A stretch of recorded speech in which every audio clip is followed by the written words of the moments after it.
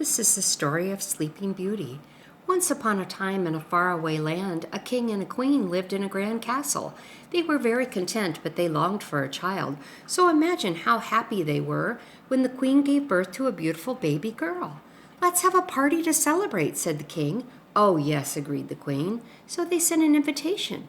It says you were invited to a party at the palace on the first day of spring to celebrate the birth of our girl. From the king and queen. The day of the party arrived, and tables were laden with delicious food, and there was music and dancing in the great hall. One by one, the guests placed their presents beside the princess's cradle. Last of all, the four good fairies presented their gifts in a shower of fairy dust. "You will be incredibly clever," said Whim. "You will be a wonderful dancer," said Whirl. "And you will be a fabulous singer," said Whistle. But before Wisp, the fourth good fairy, could speak, there was a flash of lightning, and followed by a wicked cackle. "Ha, ha, ha, ha, ha!" A hush fell over the great hall. It was Weedle, the wicked fairy. The king had forgotten to send her an invitation, and she was furious. She flew up to the cradle and waved her evil wand over the princess's head.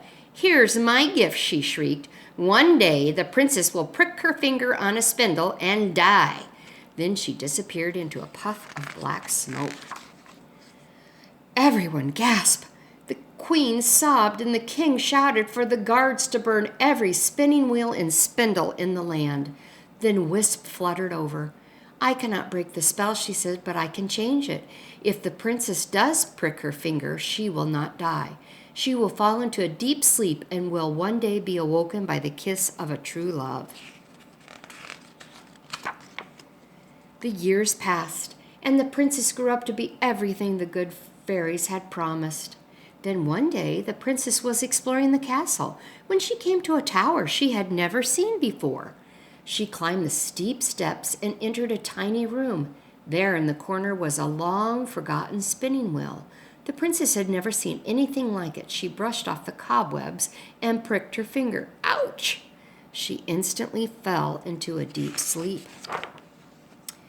And that is how the king and queen found her. The good fairies tried to help, but there was nothing they could do to wake the princess. They laid her on a bed, and then the fairies cast a gentle spell over the whole castle. Everyone from the king to the cook's cat fell asleep into a deep sleep. 100 years rolled by, and a giant hedge of thorns grew up around the castle. Many tried to cut their way through the thorns, but all failed. Then one day a handsome prince came riding by. When he saw the tower poking up from the forest of thorns, he became very curious. He drew out his sword to hack his way through, but somehow a path magically appeared before him. At last the prince came to the great castle. He walked past the snoring guards at the gate and stopped to admire the smart horses dozing in the stables. He almost tripped over the cook slumped beside her cooking pot, and he bowed before the king and the queen sleeping on their thrones. Then, as if in a trance, he was drawn up the steps of the tower. As soon as the prince set eyes upon the princess, his heart leaped. He had never seen anyone so lovely. He bent down and kissed her gently on the lips. The princess opened her eyes and smiled. "I've had such a lovely sleep," she sighed. As she spoke the words, everyone in the castle woke up and went about their task as if nothing had happened. The guards stood to attention. The groom continued brushing the horses, and the cook stirred her cooking pot. The king and queen were delighted. Not only had the handsome prince broken the wicked spell, but he was in love with their beautiful daughter. "Excellent!" bellowed the king. "Let's have a royal wedding." The prince and the princess were soon married, and the king threw a fabulous party. Everyone was invited except the wicked fairy. Luckily, this time the good fairies cast a spell to make sure she stayed away.